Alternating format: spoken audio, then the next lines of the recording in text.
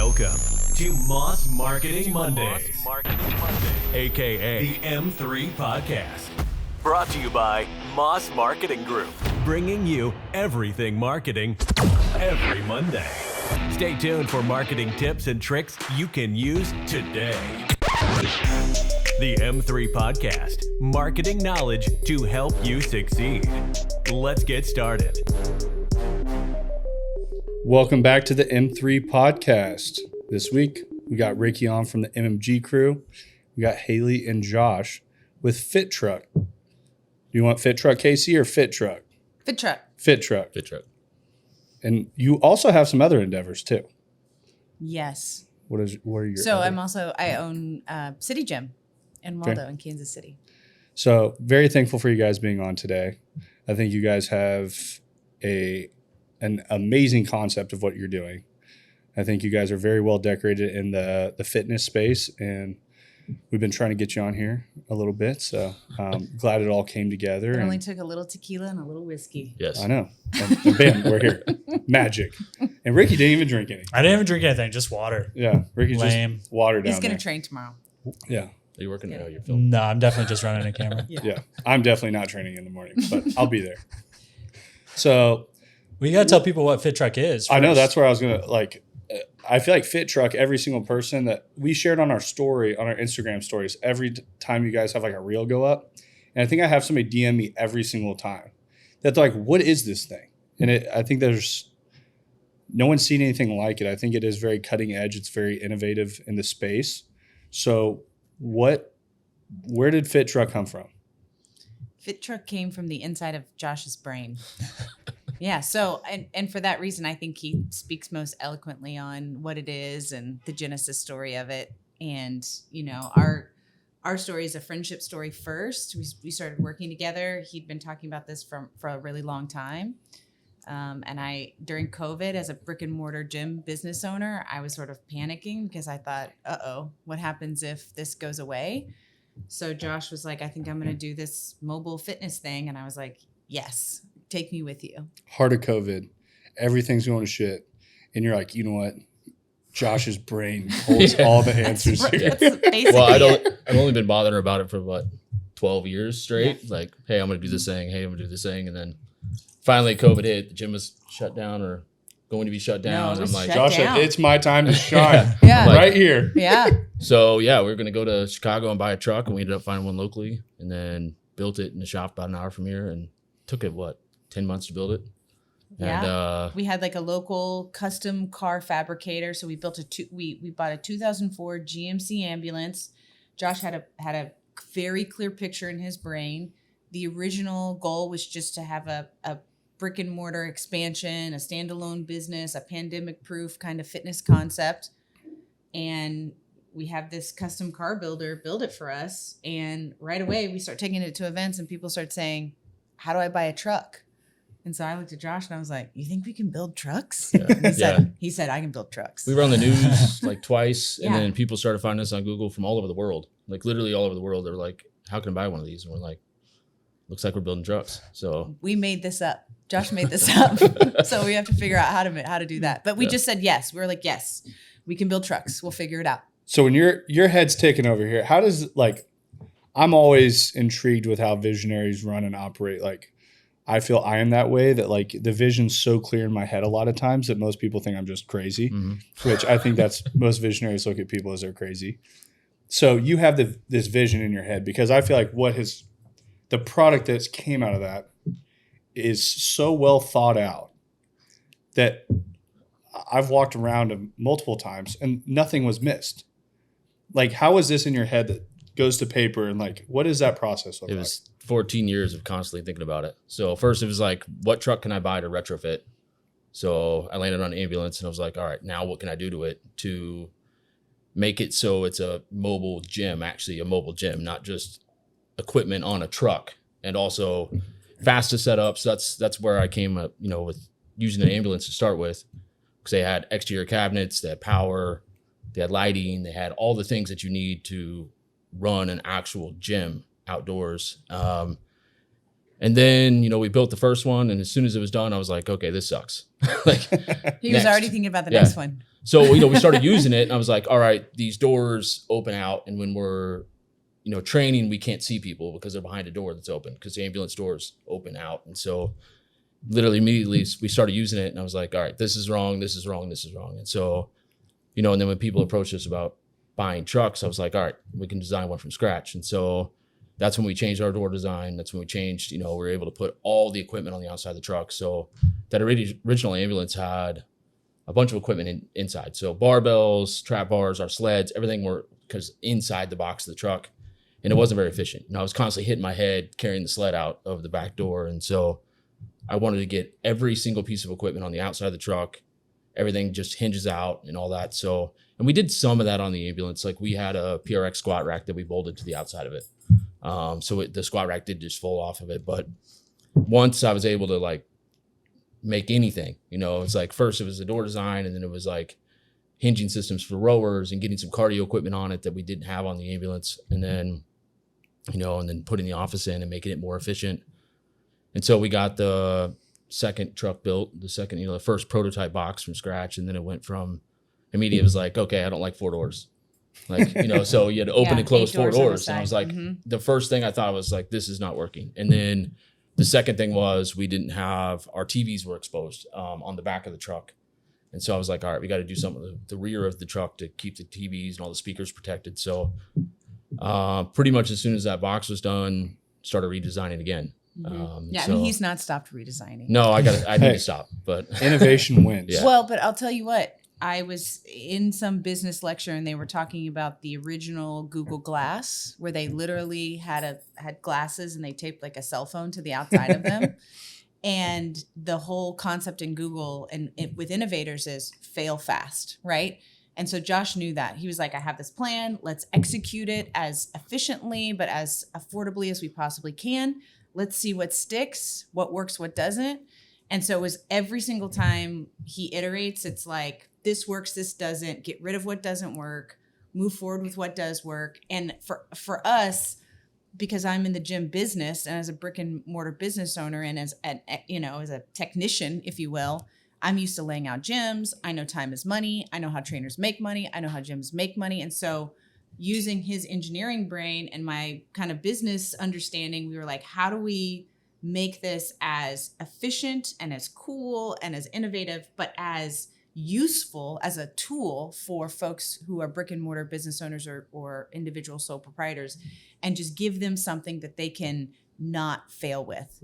And so that's been, I mean, the innovation itself is the thing that sets us apart. But I think our 40 years of combined gym, working in gyms as trainers, instructors, and operators is sort of the glue, if you will, that really makes it not just a cool product, but a really amazing business opportunity for people. That's where I wanted to kind of back up, because I feel like we're very much in the present right now of what Fit Truk has become and where it's at. What got both you guys into the fitness space to begin with? We'll start with you, Hailee. Well, I was a professional athlete who did not want to get a day job. I was like, how do I not have to work? I played professional soccer, and I played in the US, I played overseas, and I was in this place where I was 24 and I didn't want to have to sit at a desk, but I thought, what do sort of all of my skill sets lead to? And I thought, I'll be a trainer for a couple of years. So I got certified. This was back in the dark ages where you actually had to take a test in person and do some of that sort of stuff. So took a test in person, passed my test, moved to San Francisco, started training at a gym. And originally I thought, this will be easy. But the reason that I stayed in fitness was watching my clients accomplish things in the gym that they weren't accomplishing in other parts of their life. So as an athlete, I was having that feeling all the time. We talked about you doing dirt bike stuff and all of these skill sets that you build that have made you a successful business owner. I had those as an athlete, but the average human being doesn't get that experience. So what I was creating for them in the gym were those kind of mini milestones where they would do something in the gym they thought they never could do, and then watching that ripple out into their life. And so it started there. And then from there, I just, took on more management responsibility, et cetera, et cetera, et cetera. I'm originally from Kansas City, and my sister was like, hey, you should move home and open a gym. I was living in the Bay Area and really successful there. And I thought, that's the dumbest thing. With great weather. Terrific. Said, you know what? I love the snow. Yeah. I was like, you know what I should do? No. So she literally said, you should move home and open a gym. And I'd reached this place in my career where I was either going to kind of move on in management and kind of move out of the frontline stuff that I was so passionate about. And I woke up every single day for a week thinking, I know exactly what it would look like, kind of like Josh's vision with Fit Truk. I know what it's going to look like. I know what it's going to feel like. I know the colors. I know the branding. I just knew it. And it was one of those things I just almost couldn't put back inside the box. So 13 years ago, I moved home to Kansas City and was like, I'm going to open a gym. And that's how I met Josh. So how'd you guys meet? I was actually moving from downtown to. Josh said, like, I had this vision of building a gym. Yeah. Like, No. So I was moving. I had clients downtown. I was moving from downtown to Olathe.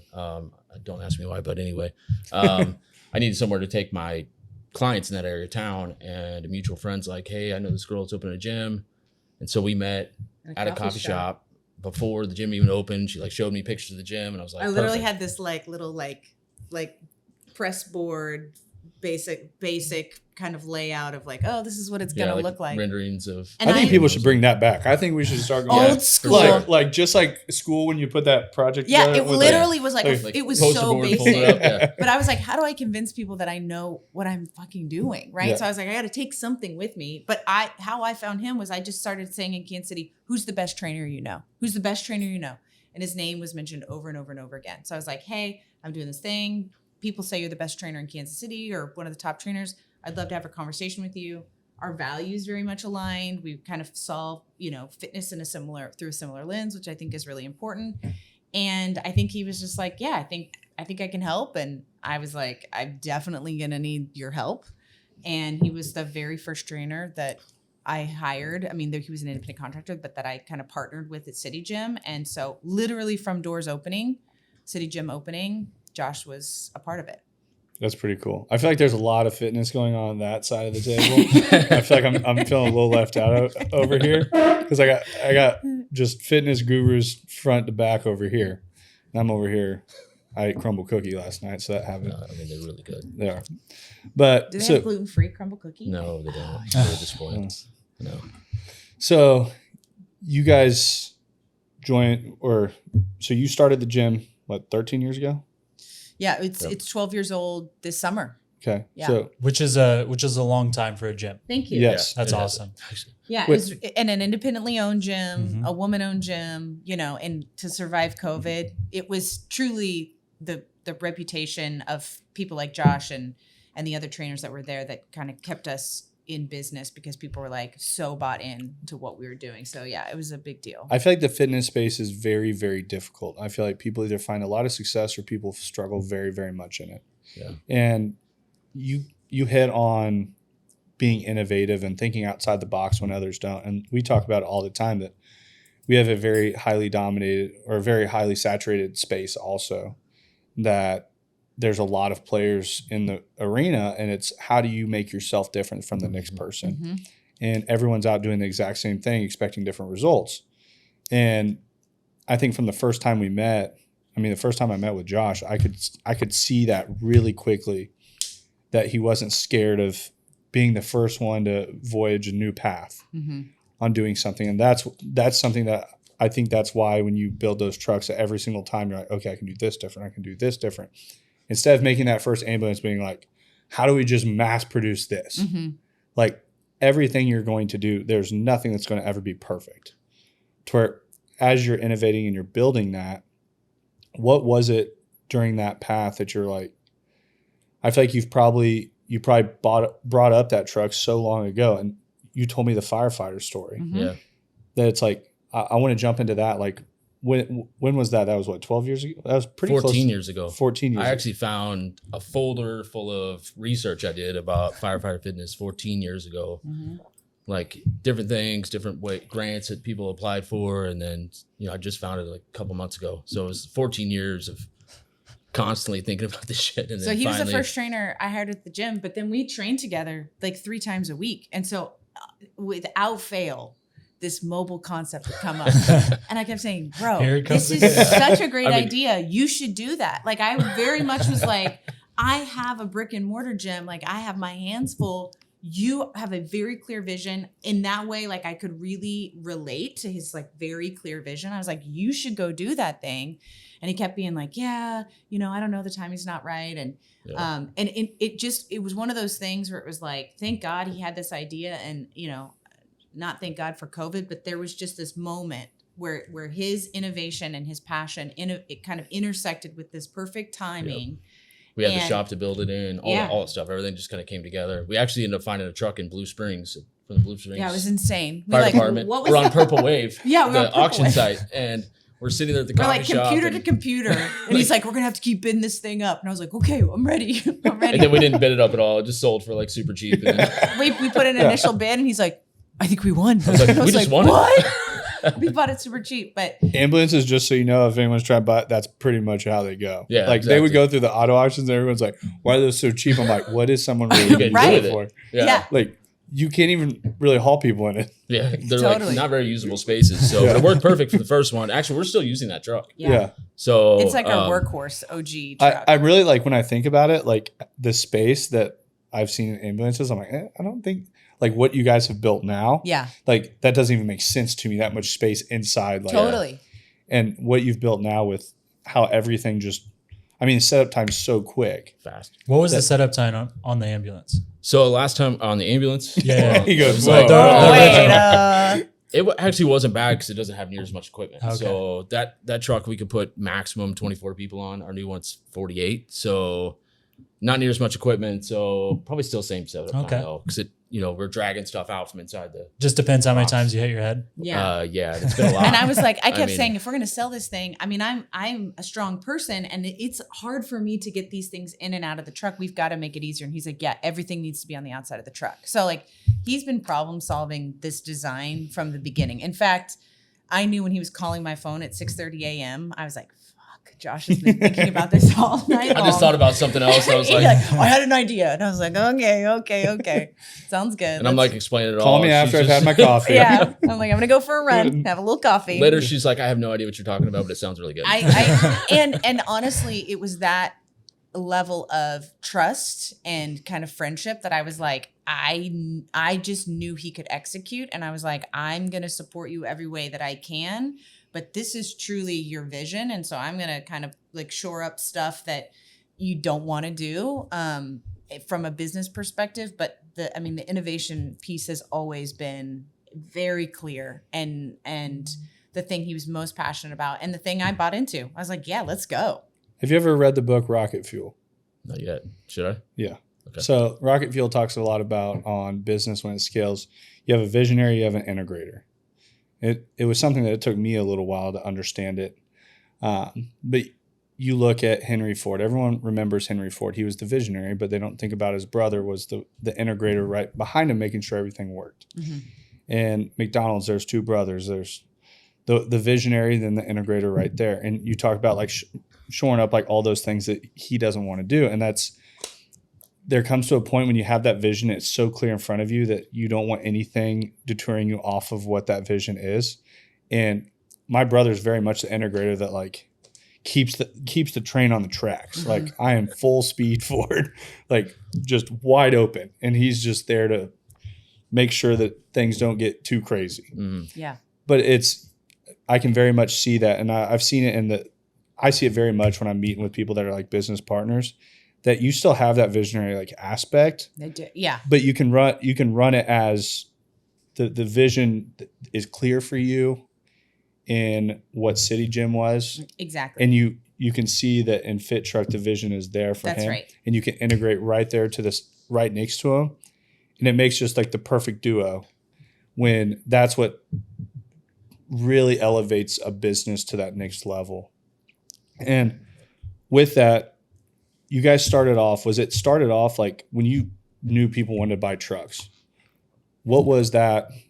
You say people are reaching out all over the world, and we've had multiple conversations about this. Truly. Like, what does that look like when you get into that? Like, I feel like you get into a whole different side of business. Like now you're into like manufacturing, you're into like so many distributing, like international, like Whoa. looking into like the first time you're like, well, we could ship over here, but we're dealing with, I don't even know what you were telling me, all the different like freight things and all this that you're dealing with. And I'm like, yeah, a little over my head. I haven't had to deal with shipping stuff overseas, but like, what does that look like when all of a sudden that just flips, like that switch flips and you're like onto a whole different page of what this could be?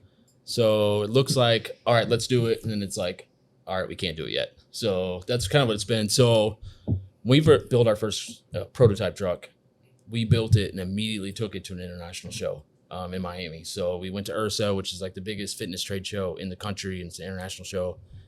And we took that truck down there. We were in the middle of Life Fitness is here and TRX is here. And like, we were the only non-giant international company on the floor. We got a space right in the middle of the main floor. And So like these people are bringing a whole truck, put them in the middle. yeah. Yeah. And so we didn't know I was going to go. So we hired 6 fitness models to, we had this whole schedule. We were going to run workouts. I think I missed my phone call on that. on the truck. yeah. Sorry, We'll get you next time. it was all very attractive women, by the way. That's why. So we were like, this is how this is gonna go. Yeah, so we didn't know we wanted to get the concept out there, and the reason we did that so early is we're like, we wanted to test who our market was going to be. Wanted to be if it was businesses or if it was trainers, and also get feedback on the truck, on the pricing, all that. It was probably a little early, but we knew we had to just go, and so got the truck to Miami, set up, had all these workouts planned. We were going to run demos on the floor in the middle of URSA, and people do that. Before the show even started, we were so inundated with other vendors that were there that we couldn't even set up. Like they just kept coming up one after the other because they'd never seen anything like we had. And then the show started, and we're like, oh shit. We were like 12 deep at our booth, and Josh and I look at each other and we're like, So we shut down the workouts. yeah, we look at the models and I'm like, come here. So we literally You're now pulled- salespeople. You're salespeople. So we pulled them in the group, explained how to vet people, like who to bring to us and everything. 2 of them were bilingual, and so Yeah, in Miami, that was super helpful. So big international presence. So by the time we got 3 hours into the show, they were translating for us. There were literally lines at our booth. We were like just drowning, trying to keep up, and so. And we didn't pee or drink it was water bad. or eat for 3 days. I mean, we would leave the show and both of us would just be vibrating because we had just talked to so many people. And every fitness company kept walking up to us being like, yeah, because he's been in the gym business Like, 20 years, you're so new have here. I.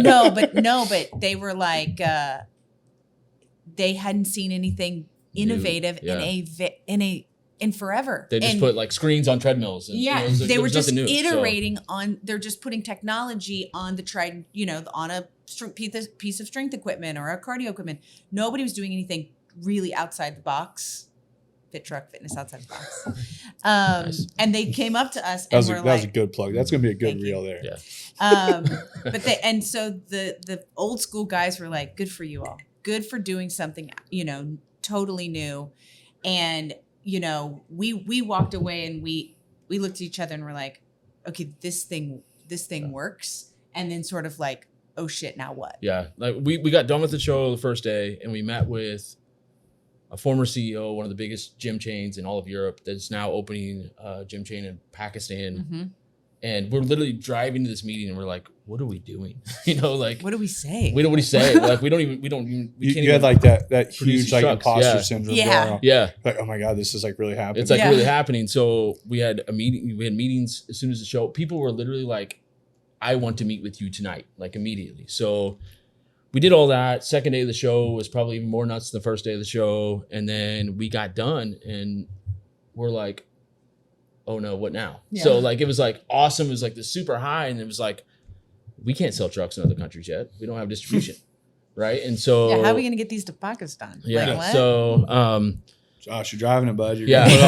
you're right all the way. Back up. so- You're driving all the way there, bud. We've been to Milwaukee. You can get to Pakistan. So we literally came back and we shut everything down. We, as much as we hated to, we could not keep up with production. So we shut everything down. I already knew that the design that we had was not going to be our final design that we needed to sell. And so we found more manufacturers that could keep up with demand. We have 2 manufacturers now we build with. Both in the U.S. Both in the U.S., both in a very similar area. And they do things very, very, very well. And so, but it took us, so we shut everything down. We found new manufacturers and we redesigned. So the current design we have right now was that second iteration.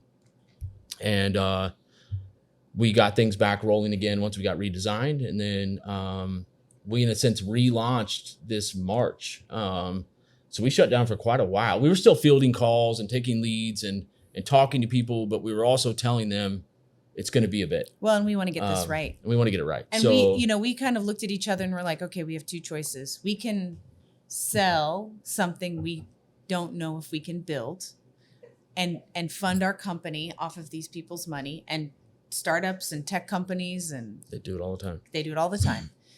But we felt like, from a values perspective, we were like, we need to really make sure that when somebody gives us money, that we could look at them and say, we can over deliver on this promise. We didn't want to take people's money and then be in a situation where we couldn't get them what we said we could. Yeah, we had people tell us, just take deposits from people and figure it out. And fund your business that way.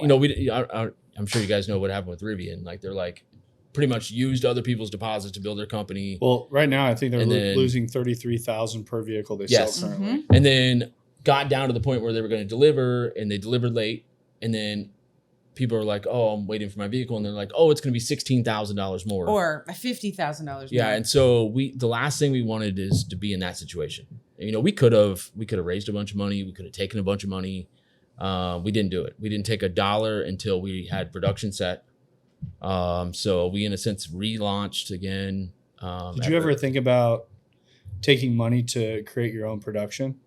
Yes. And then Hailee told me no. I said, you can't produce trucks yet. So unless we want to use said he could this build trucks. garage. Oh, I can build trucks for sure. I don't think they're going to fit in here. No, Yeah. I can. So Yeah. Yeah. I mean, that is, yes, but so I was just sort of like, okay, let's run before we sprint. But his brain works so fast. He's constantly like, well, we can do this and we can do that. And honestly, we're already doing some of that. We're kind of like fabricating some things that our equipment company or the manufacturing company can't do well. I mean, we're working with some local manufacturers to do that sort of stuff. So we're already sort of trying to figure that piece out. But we knew we wanted these builds to be safe. We knew we wanted them to run well, so that when we delivered them, we weren't spending a ton of time going out and trying to fix trucks, right? We didn't want to be in the truck fixing business. We want to sell trucks, not fix trucks. And so we're on the fixing truck. Do you run any sort of warranties on them? Yeah, they're warranted to the hilt. Yeah, so they're warranted. We extend the warranties on all the chassis, and then we have box warranties through the manufacturer. So up to 3 to 5 years. Then we can extend those. So they're really well covered. The manufacturer warranties. We have a really good relationship with Torque, which is our equipment partner, and that's They're really amazing. good for us. They're amazing to work with. And yeah, so I want to build trucks, but I don't want to build trucks now. And the reason being is our energy needs to be spent on design, getting things right. And also, do you think though, because there's so much energy put into design, that innovative side, if you had your hand on production to implement quicker and faster, if it would. He does. So, his hand, I mean, he's talking to these manufacturers every single day. I'm on every detail. Like I have, we're building a brand new truck, probably starting next week. Our current truck is sold, going to the Fort Worth area. And so Saturday I have drawings. I'm literally going to go back and remeasure everything. I've laid these trucks out to every inch of them. But I mean, as much work as you do, I think I could probably build them in the driveway. You just give me a welder. Exactly. We're ready to roll. Let's go. Well, no, so part of it was, though, these builders that we're building with have been building specialty trucks for 30 plus years. Okay. They're really good at it. And so I have really good attention to detail, but I have not fabricated trucks before. I could hire people that have, but at this point, we're not going to hit the quality that these builders are. And the last thing we want to do is manufacture a truck that's poor quality.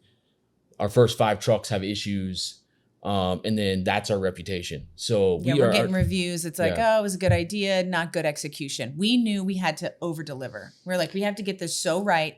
Then we can come back We can improve those margins. We can, start to bring some stuff in house, but we've got to get this really, really, really right up front, because the gym business it's either flash in a pan or it's integrity. And so we both built our businesses as trainers and as business owners on our integrity. So when I look at someone in the eye, he looks at someone in the eye, and we say, we're going to deliver, we mean it. So for us, it was about really delivering that quality first, because I knew we'll get the numbers exactly right. Yeah. But we knew we had to deliver the quality first and the experience first, because they're going to be our salespeople, right? They're going to go out and be our ambassadors. And when they're killing workouts and having big things in Fort Worth, they're going to be like, this truck is amazing and I'm printing money. And okay, now we sell 3 trucks from that. But if the operator's like, oh, it was a good idea, but it leaks and it doesn't start there's sometimes. A flaw here because we're new at manufacturing. And so, honestly, we're overpaying for our manufacturing right now. We know that. And we know our margins could be better if we did it ourselves. And I think eventually we can do it really well ourselves. But, to spend the energy to build a whole manufacturing facility and do all that right now, when there's other ones that exist that could do it really well, and we know their quality's there. We visited a lot of builders, a lot. And looked in their eyeballs and shook their hands. They're who crawled are you? literally crawled underneath their trucks and looked at their welds, which you'd be surprised how bad a lot of these builders are. So I see it on brand new vehicles. I look at them like, God dang. I'm like, I'm not a welder. I could probably do better than that. Yeah, exactly. Mm-hmm. So we vetted these companies very well. And like I said, we know we're overpaying, but we also know that when we deliver a truck, it's going to function the way it should. All the systems are going to be right.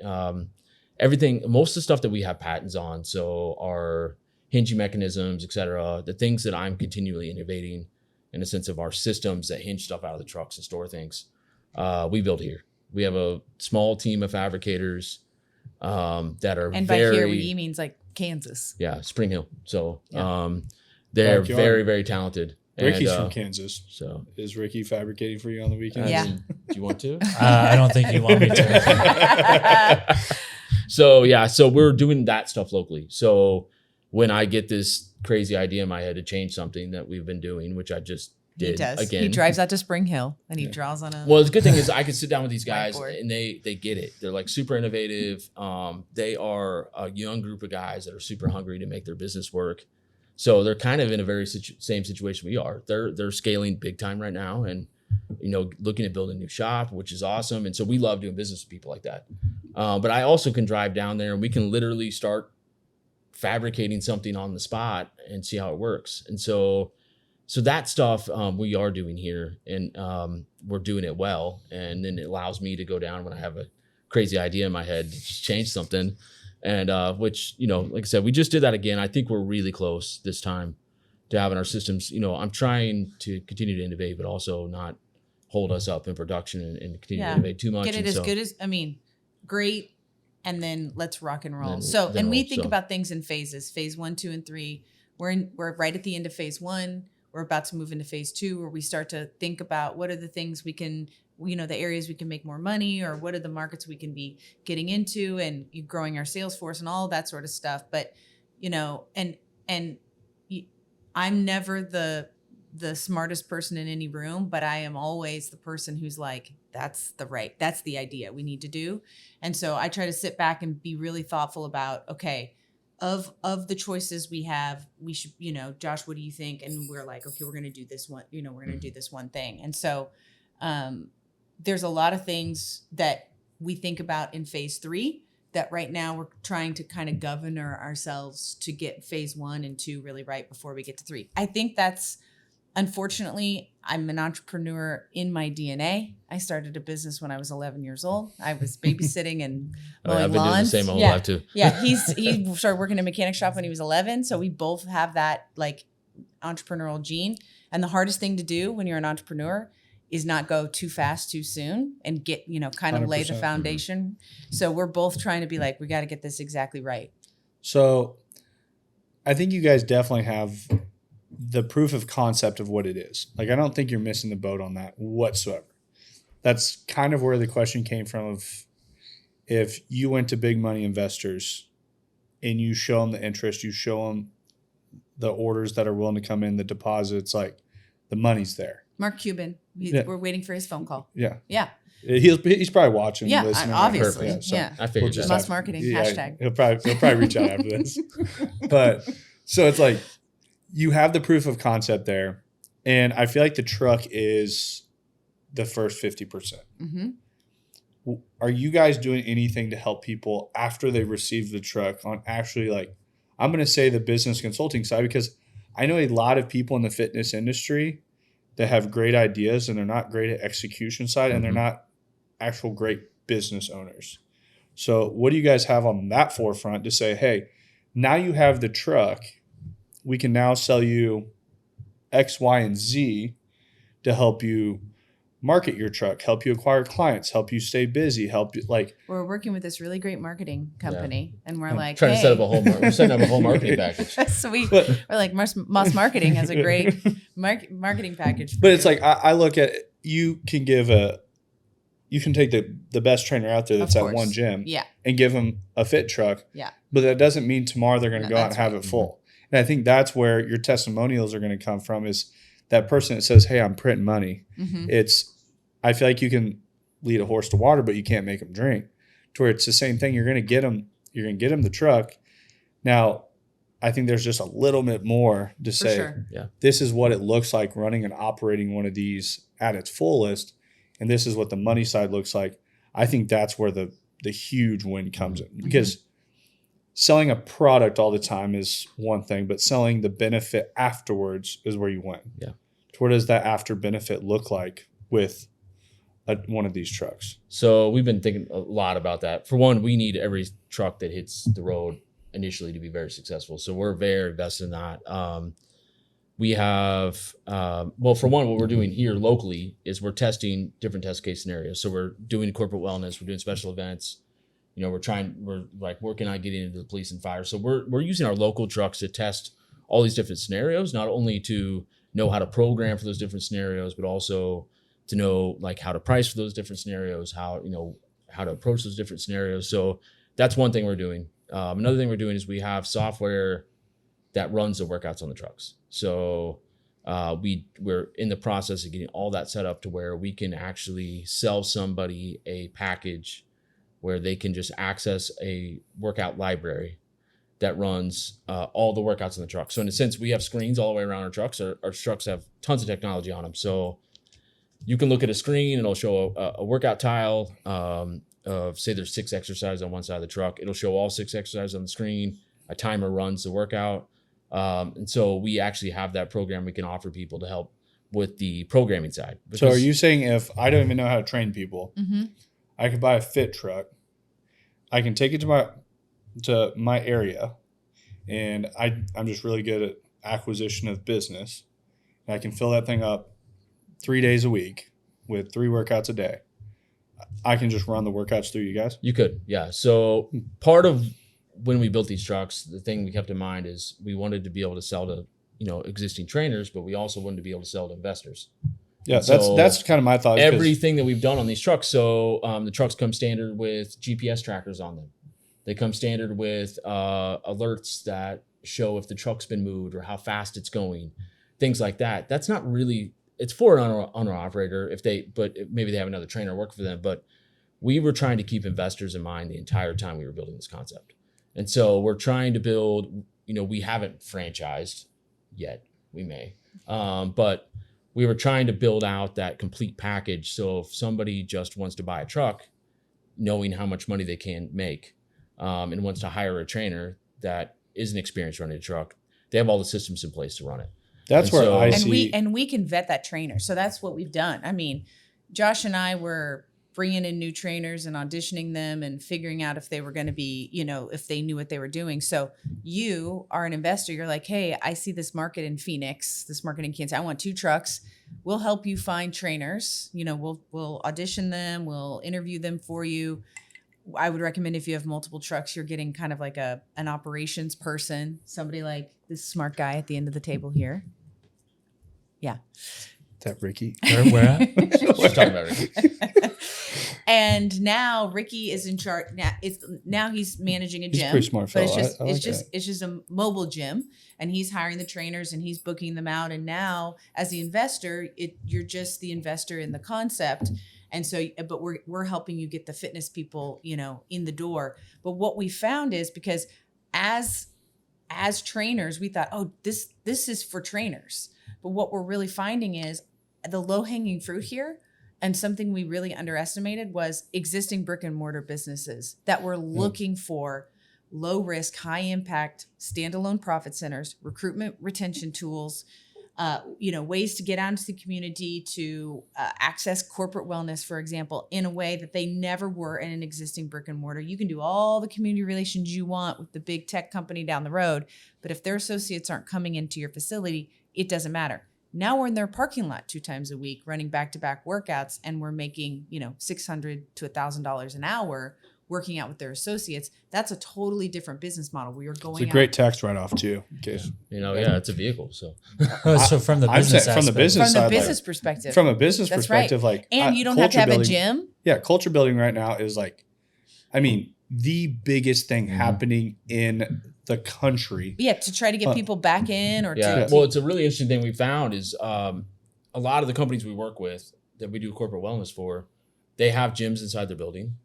Some of them have very large gyms inside the building, but they can't run a workout for 48 people. I mean, a giant gym can't run a strength training workout for 48 people inside their gym. And so we found that. Another thing we found is when you go to a company and you're hosting a workout, it's outdoors. It's not inside their walls. And so their employees feel like they're not at work. They're still at work, but they're outside. And so we found it's like super approachable. We just did a workout for a company a while back, and there were like 3 people in the workout that never worked out. And that's another thing about the way the trucks are designed. We can have people that don't work out and people that are at really high level in the same class, and they can all get a good workout. I could work out and Ricky could work out. Correct. At the same time. I don't know what levels you guys are. I'd say he's probably at the more advanced level than me, but I'm not going to pick I'm that. there. But but what we found is, like, the last couple companies we went to, it was the people that didn't work out that were like begging the HR people afterwards, like, hey, can you have them back? And it's because, a lot of those people are intimidated even inside a space. It's like really weird. But the truck is so fun and approachable that they feel good about it. And then it's, the way we structure the workouts, they're able to do it. And so that's been an interesting learning experience for us, is like just that factor of it. You asked about like what we do for handoffs. Like, we just delivered a truck to Austin. We went down there for 3 days. We delivered the truck. We did training on the truck in Austin. And then we actually helped them do a launch event with the truck. And so, we're very invested in these companies being successful. And so that's how the handoffs have been. And that's how they're going to be for quite a while. Yeah, white glove delivery. We're going to deliver it to you. We're going to train everybody that's going to use this truck on how to use it. And then if you want to, we'll do a kickoff event with you to make sure everything goes well. And it's like, we all get to have that experience, that first event. And it is absolutely crazy. The response in these other cities with very little marketing, just because they've never seen anything like it. And so, we try to go, we put everything in place to be able to really make people successful with these trucks. They have to be, we're selling a product. We're selling a product, but you're selling a product, it's such a and new product service, together. And that's what I think makes it so an unique. Experience. And so it's like, that's the thing, is like, it's not like we're selling treadmills. Like, everybody knows how to use a treadmill, and everybody knows what a treadmill is. I have a treadmill. Kind of. I don't use it. Some people, I've seen it's some a people nice fall off treadmill too. treadmills. I have a very nice treadmill. So, but it's like one of those things. It's like, we could be like, hey, we're selling you a piece of equipment, go. But it's such a new concept that we feel like we have to educate people on it. We have to help with that handoff. We have to, and that's been our biggest thing, is educating people on what it is. That's been our biggest thing. Like, people are like, do I work out inside the truck? And I'm like, absolutely not. No. Stay out of inside. Yeah. But I think you've hit on multiple different points, like where the truck value comes in. Like, you talk about the people that don't work out, that go to HR, that they're begging for it to come back. And you're talking about $600 to $1,000 an hour. You go to a corporate company, that's pennies. Mm-hmm. Like that is But pennies. to a trainer or a gym, $1,000 an hour. I'm pumped. I'm pumped. And that's the other thing is like you look at that right into the investor side. Like I'm sitting there thinking about all the people I know personally that own companies that are 300-400 plus people that they would pay to have that there all the time. Yep. And it's like that's a very small investment in your people. That's right. Like you tell them a truck out there for $1,000 for people to work out. They're like, oh, help with their fitness. Oh, great. Yeah. They're actually more productive when they're working out. Yeah. They're feeling better. All these things. Building community. HR's pumped about it anytime that you got people doing fitness activities. Right. To where you're implementing all these things. And then as an investor, I'm running the numbers. Like I would be thinking the numbers in my head so quickly that like it's something that since we first spoke, like I've been running the numbers in my head. I'm like, so you want to buy a truck? I brought a contract. Yeah. So it's like we drove it here. I don't know if you have room in the driveway. It's in the driveway. I don't think it'll fit. But it's like realistically, like I thought about like where would I put it, like different things like that, because the numbers make sense. Yeah. If you can figure out how to get like my dad calls it cowboy math. He's like, you put it on the back of a paper napkin, and I mean, we have run the numbers to.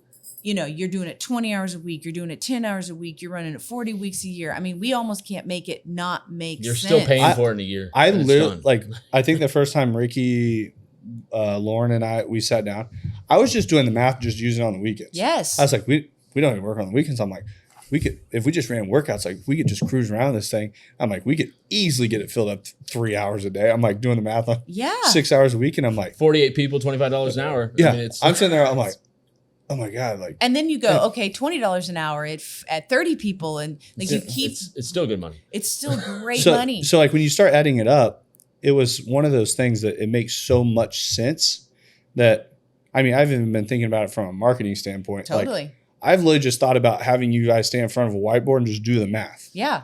Like, I think that reel would hit so hard that it's like, here's the price of the truck. I know this scares everyone.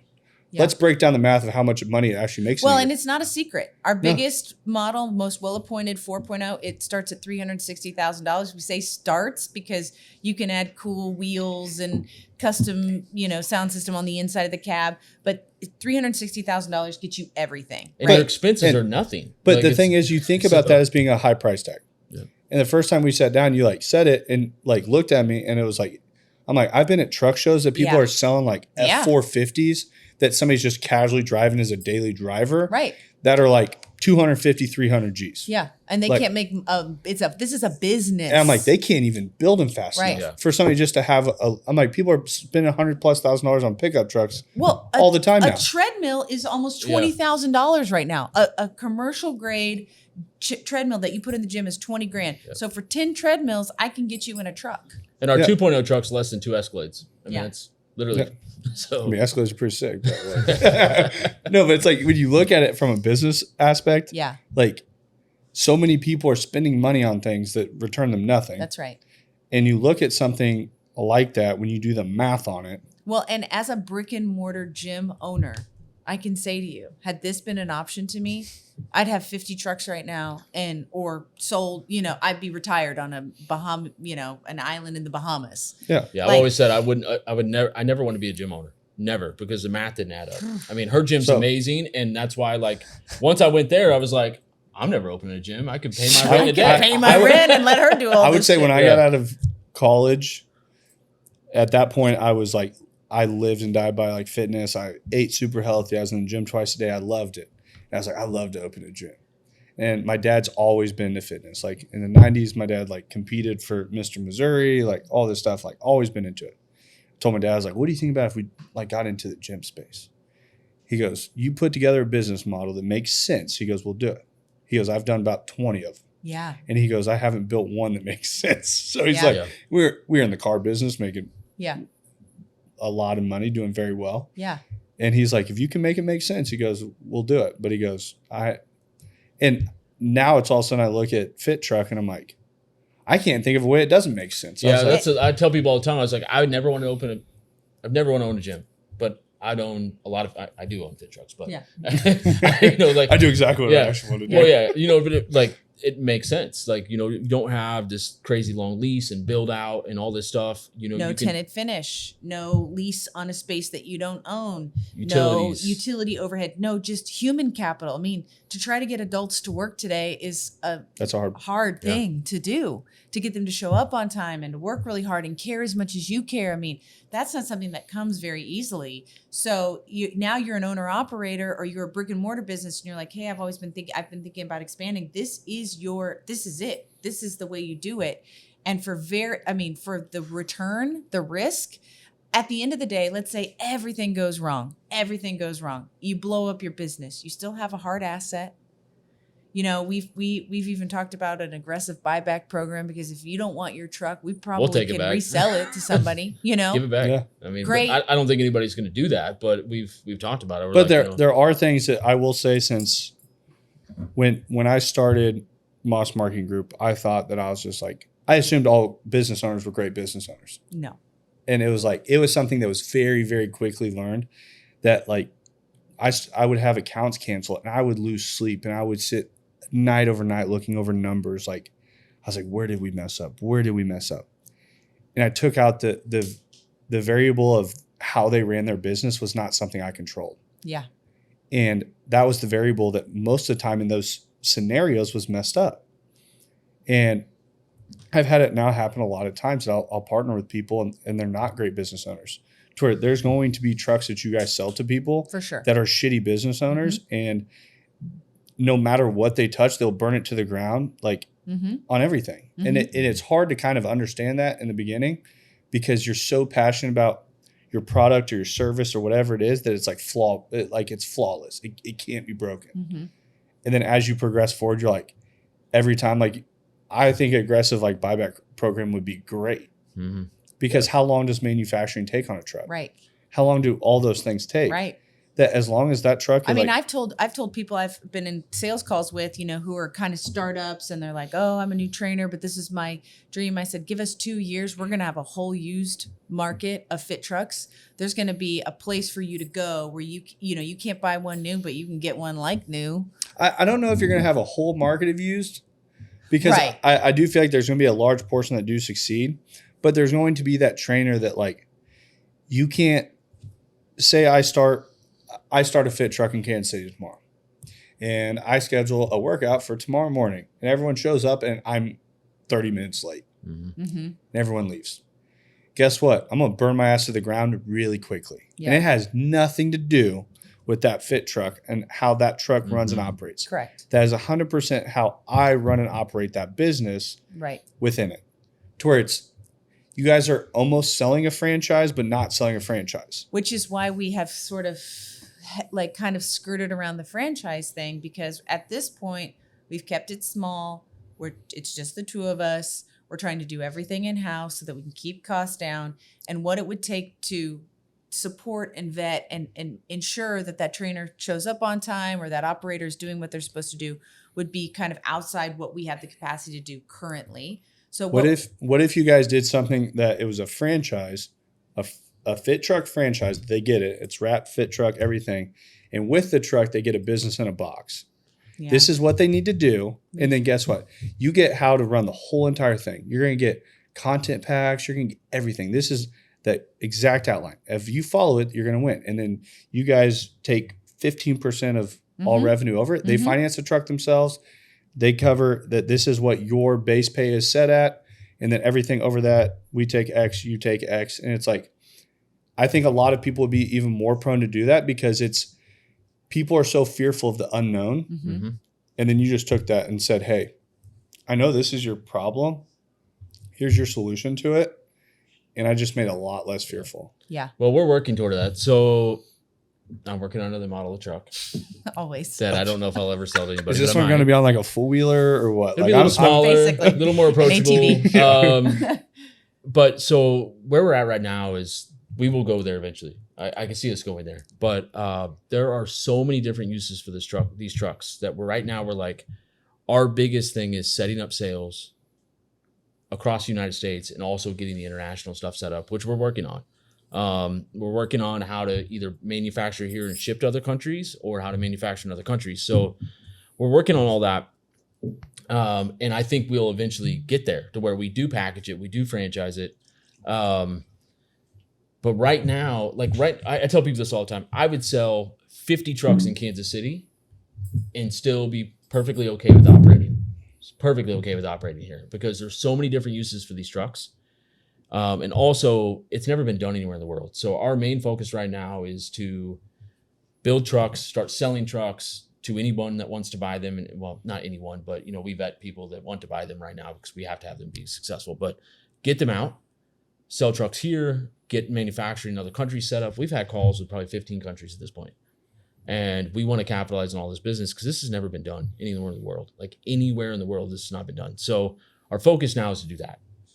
We know very well that we can put together that package, that franchise package on one of our other trucks, and potentially on the smallest truck I'm gonna design because it'd be a way lower cost of entry. So I don't think do you think cost of entry right now is an issue? Not for the people we're talking to, but it is for the individual trainer probably. So I think a cost of entry, like I think there's a lot of individual trainers that have someone that they know that has money. Yeah. Mm-hmm. I think that I know a lot of trainers and a lot of trainers that are training at a high level that are training a lot of people.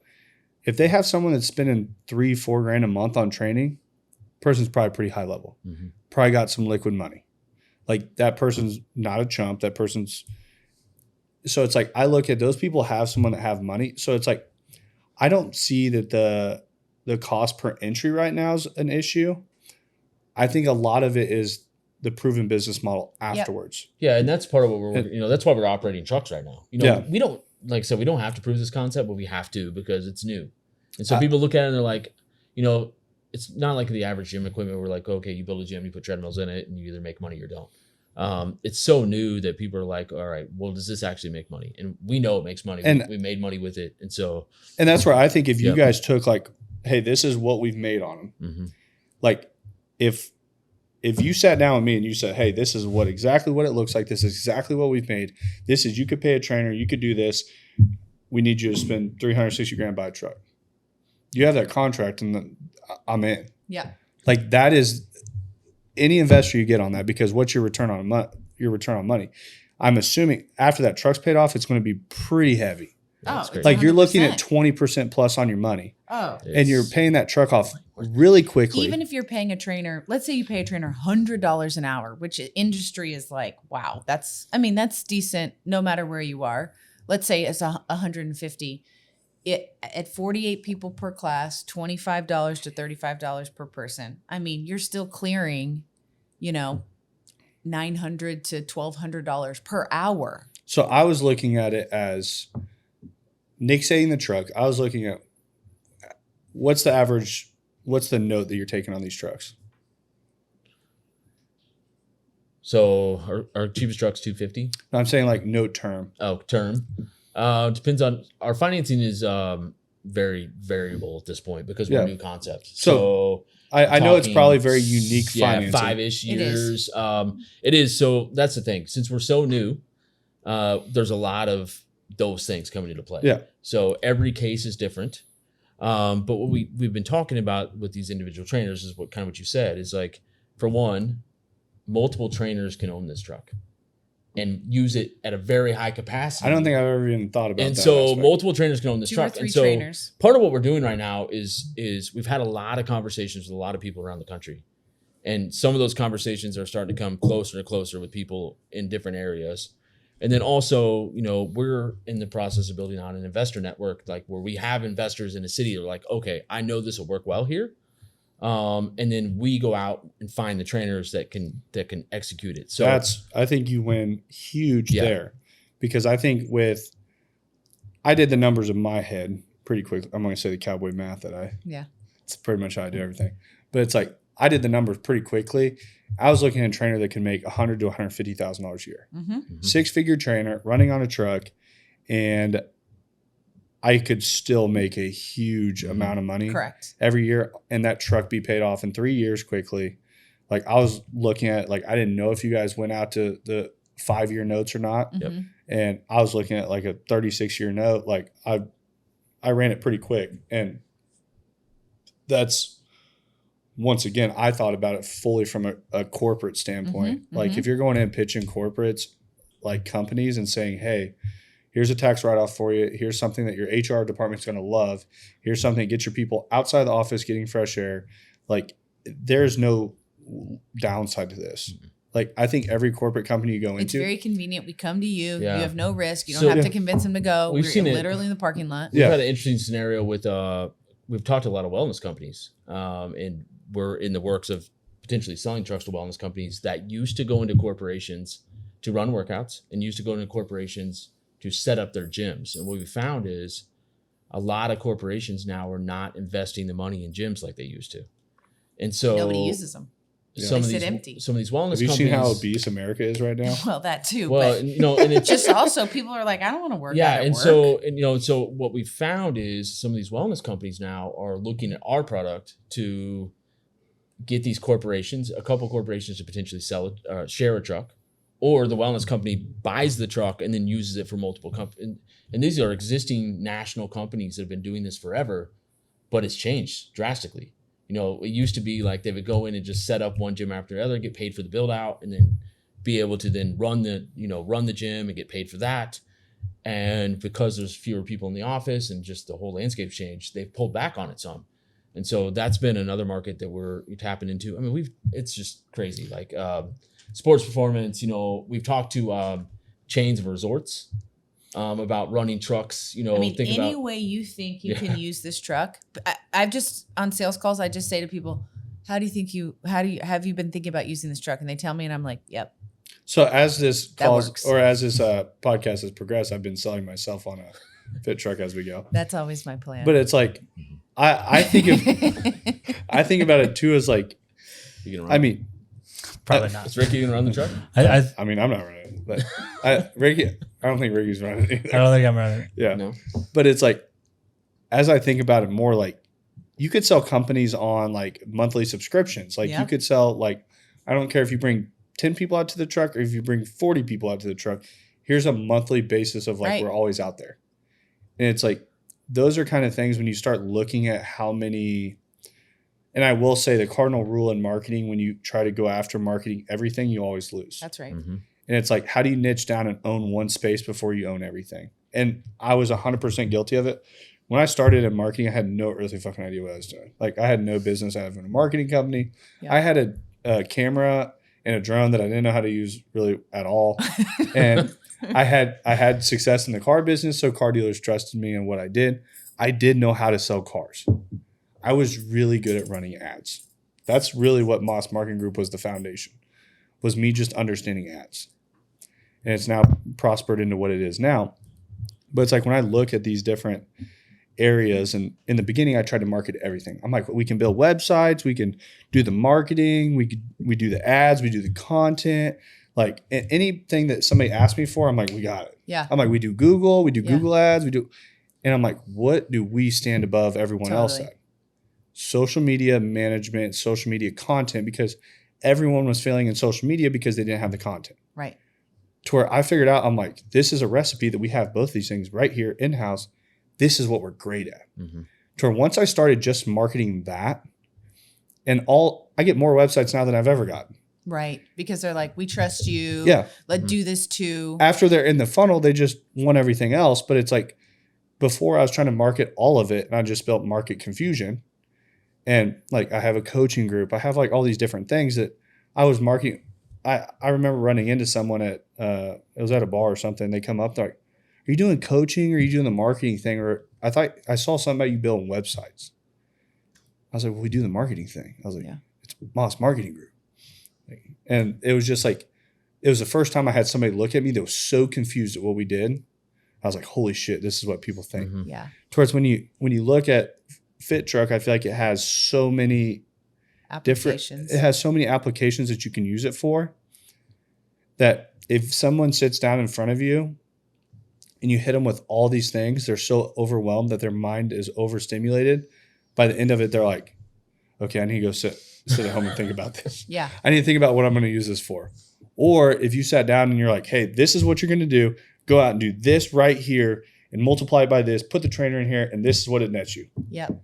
And it's like that simple. You're like, let's do it. Yeah. Like, Yeah. because there's no confusion in it. There's no, and I think that's I think sometimes, that's fair. I think sometimes that and being in a business is the hardest spot to be in, because you know you can do all those things. You're like, I can use it for this. I can Well, use it it's for like, this. one of the hallmarks of a new personal trainer is you sit down in front of a client and you tell them everything you can do. And then they're like, well, I feel overwhelmed, versus saying, what do you want? And they say weight loss. And you say, I do weight loss. The next client says, I want to build muscle. And you say, I build muscle. Yeah. You just let them tell you what you need.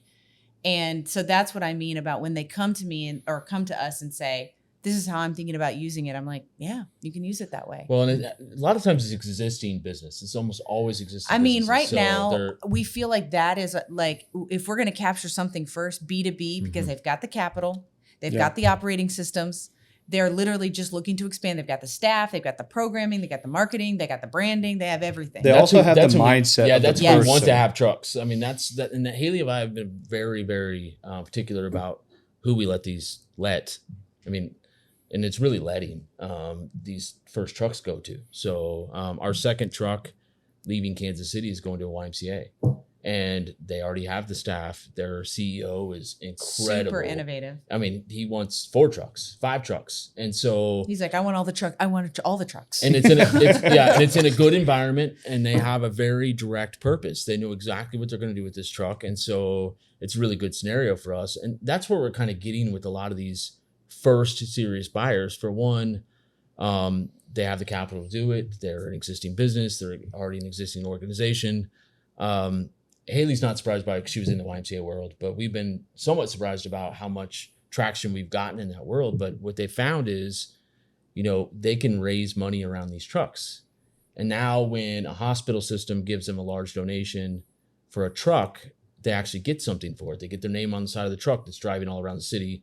They can bring the truck to their hospital and do workouts for their employees. They don't get a plaque on the wall inside the YMCA, or however they do it. You have to donate a large amount of money to get your name on the YMCA. So that's been a little surprising to me. Hailee knew that world, so it hasn't been surprising to her. But it's a really good group for us to work with, and they want to innovate. Well, and from a mission perspective, community recs have been saying for 25 years, hey, the people who need us most are the people least likely to come through our doors. So we're thinking YMCA's, JCC's, Parks and Rec. And now we're saying, take all of these programs, all of these things you've been doing, all of these ways in which you've been saying you want to make an impact, and now go into the community and build those relationships, and then bring those people back into your brick and mortar. And it is like, you build that bridge for a community like a YMCA, and they're like, yes, this is who we are and this is what we do. And it becomes a very easy connection. So we kind of got into it thinking, oh, we're going to empower trainers. We're going to give them business tools. We're going to da-da-da. But the amount of support, wraparound support it takes to make one trainer successful. I've been doing it for 20 years. I've been managing trainers for 20 years. They're, Ricky knows, team of 10 trainers, probably 2 are really, really good at running their business. 5 are really great trainers, and 2 are like, how do I get these people off my team? Right. I've had this conversation with Ricky multiple times. That I've ran into a lot of trainers, and I'll tell most trainers I run into that I have no training background, but I'd sell them under the table all day, every day. Yeah. Because you talk about hitting on those people's pain points and things like that. I've sat in front of trainers that will tell you 30, 45 minutes about their background. Yeah. And you're like, I don't care. And the person that's working out with them doesn't give a rat's ass about them. ACM what? Yeah, and that's NASM where what? the person that is going to pay for training, they have a pain point. That's right. What is the reason does that person just want to look great? Do they want to look great when they're naked? Yeah. There's people out there that will pay infinite amount of money for that. Yeah. Mm-hmm. There may be somebody that has crazy back pain. If whatever that is, and you figure out what that problem is, and you figure out what your solution is that you have to fix that, that's how you are going to. And you don't even have to tell them what it is. You just tell them you can help them. Exactly. They don't actually even care what the protocol is going to be. They don't care the process of the whole thing. Yeah. They're just like, can you make me look good naked? And you say, yes. And that's where I think that the YMCA, and you look at the biggest players in the room are looking at this. They haven't gotten there by accident. Right. Like they look at, I think people discount what wrapping a truck is worth. to a business Oh, it's huge. from a marketing aspect. That like when we were in the car business, we sponsored the field in our hometown. We spent over $250,000 to where it had our logos all over the field. Like, guess what? When you're in that big of business, $250,000 is a pretty big tax write-off. Yeah. You need those things. Yeah. Like, and I think a lot of people don't understand how big business works. That you go into big business, they are trying to spend money Yes. Yes. as fast as they can. Yep. Like, to where, guess what? A YMCA that's putting up huge dollars and cents all the Well, time. He's like, I want 5 trucks. Well, so a brick and mortar YMCA to build a brand new brick and mortar YMCA, you're looking at a $25 million startup cost today with construction costs and equipment and whatever. He's like a $350,000 investment. Seems pretty cheap. And you can get it Seems pretty funded, cheap. and it's easy to Yeah. get it funded because I'm going to go to it's 3 it's people new and and it's get innovative 3 and- donations, and we're Yeah. in business. Done. Yeah. You're rolling. So we've had, several YMCAs that we're in the process of delivering trucks to, and then other gym chains. So we're talking to other gym chains, and then franchises could be big for us. Existing businesses that already have a home-based model. personal training So businesses that are looking I've for- designed model in my head and around every franchise there is, and on graph paper. and next year. little. So I think that the individual trainer is where you're going to sell the franchise to, Yep. because that's the person. Oh yeah, they need the That- business model. They need the wraparound support. They're not the visionary that sees where they take the truck. You have to paint the picture for them. Yes. But that brick and mortar, that they already took the step to say, hey, like, I took that huge fearful step in life to say I'm going to do it on my own. They've already taken the step once. It's a lot easier to take the step the 100%. second time. Well, and the second So- step is a quarter the price or less, And a quarter of the And risk. So, Or whatever, Yeah. and whatever it is, like that point is like that spot I really say is irrelevant after you've taken that initial step. The initial step's the hardest one. And then after that, like they can make those steps afterwards. Yep. And what that trainer that's never taken that step in life, they're looking at 360 grand in their head as just like disappearing. Right. Mhm. Well, and they're like, I can't live in it. I Yeah. mean, you could. Well, Josh has I'm figured working out on how that you too. put a It's bed It's in like, it. wait a second. You that's can. You version could probably 5. live in it. there's but, a model that we might be able to live You know, in. Yeah. they're like, Soon, this is the actually. price of a Here, house. here pretty soon, Just know that. Josh is going to come out with like a full like motorhome that rolls out. That's- Sell your house, buy I the don't, Fit Truk. I don't want to get too far into it, but our 3.0 model has a lot of space inside. Yeah. and He's like, full living quarters. Yeah. I might be able to get a toilet in there. Yeah. I think I Shower. can, like airplane size. I mean, yeah. I actually was in it. A toilet might actually be a good idea. I was in an airplane. I agree. I was in an airplane measuring the dimensions of the toilet, and I've never done that. in an between airplane. our front cabinets in our 3.0, it'll fit.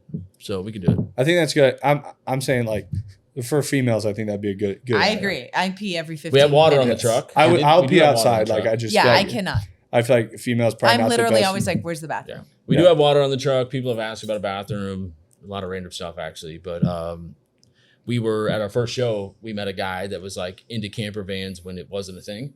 So has a house in Costa Rica and has this awesome Sprinter he built out a lot of years ago from California. Sounds like he can afford a Fit Truk. Yeah. Well, yeah. So, and we're still talking to him, and he's like, we're in Miami, and he's like, you need to build one of these somebody could live in. And I kind of laughed, and he's like, I'm serious, and I'm like, all right, I can do that. I mean, the first So- place I lived in San Francisco, the inside of that truck is a hell of a lot nicer. I mean, it's air conditioned. It has heat. It was literally a converted garage. I was living in a converted garage. We had got glass bricks in the front. I had glass bricks in the front. When my mom came to visit me the first time, she cried. I said, "Why are you crying?" She's like, "You live in a garage." I said, "That I pay for by myself." So I heard that's common out there. yeah, I mean, you live. She came to live a little higher class here in Kansas City. Yeah, I know. I said, got an upgrade. Kansas City, little, And that was just my starter apartment in San Francisco. But it yeah. wasn't for the snow here. It was yeah, it was for the cost of living. yeah. Cost of living a little bit lower a here. little bit lower. But 100%. yeah, so maybe somebody could live in a Fit Truk soon. Yeah. Maybe. I like that. Yeah. So towards the end of the podcast, I know Ricky's been a chatty catty down. Big Yeah. chatty Cathy down here. Yeah. I'm just here so that if things slow down, I can give you a little boost. Yeah. But I think you've Yeah. been doing all right. I know. I feel like you guys have killed it. I've been very intrigued with all this. I mean, I might even buy a Fit Truk by the end of this. Perfect. So at the end of all the podcasts, when we're wrapping it up, I always ask people, if you could go back to your 20-year-old self, what would be one word of advice that you would give yourself? Either one can start. You should have tipped us off on this first. See, I like to really get you full speed at the end. I think the advice I would give myself would be, trust your gut. I think that's a solid word of advice to everyone. I think most people go against it all the time. I did for a long time. Yeah. I mean, I think I will say the caveat with that is trust your gut, but, have a foundation of expertise and, build your professional resume. But at the end of the day, trust your gut. And I mean, I started City Gym, and the final kind of straw for me was I'm going to work so hard, no matter if I'm working for myself or someone else. I'd rather work this hard for myself. And if I fail, I can always go back to doing what I was doing.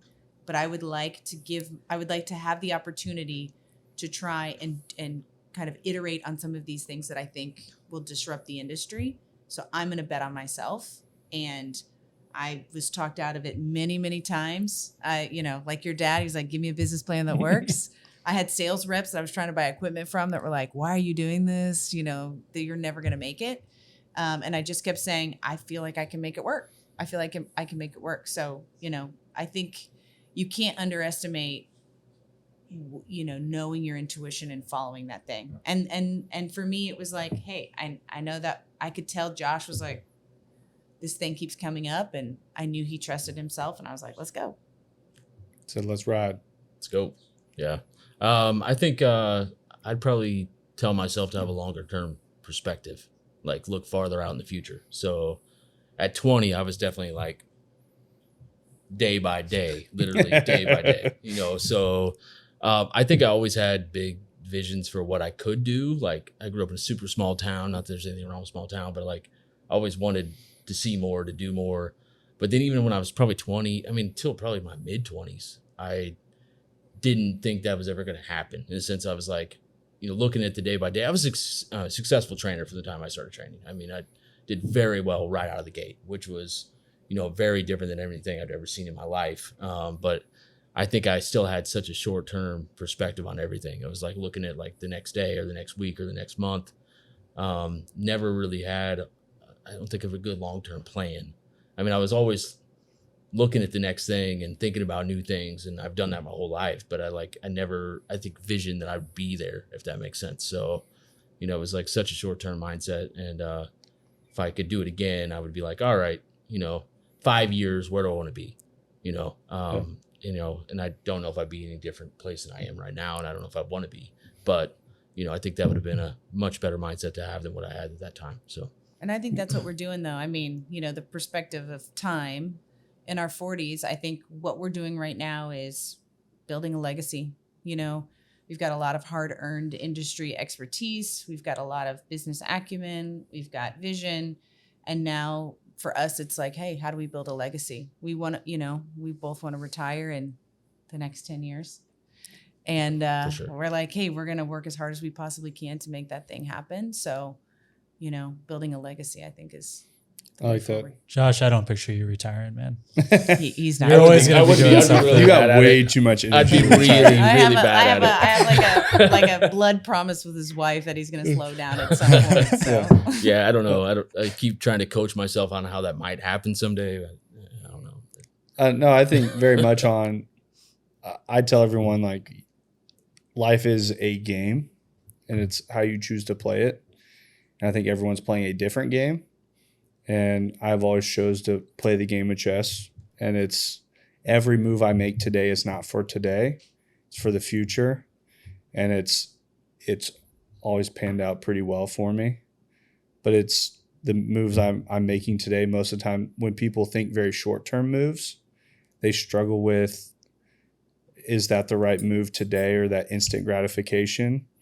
If you were playing that long-term game, it's amazing when you start seeing those things come to fruition, that it's like, that was the right thing at the time. That it's hard always looking at it that way, but every like decision that comes my way, I'm like, is this the best move for what What the big vision is. Me in 5 years would look back Yeah. and say, hey, you made the right decision at that point.